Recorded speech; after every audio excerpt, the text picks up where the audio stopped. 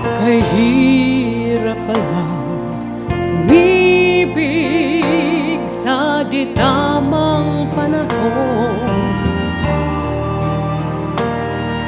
Kung bakit ngayon ko lang natagpuan ang isang katulad mo.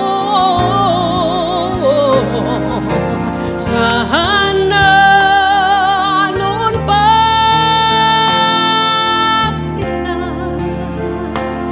nakilala, sana noon pa lang na ang puso ay malaya pa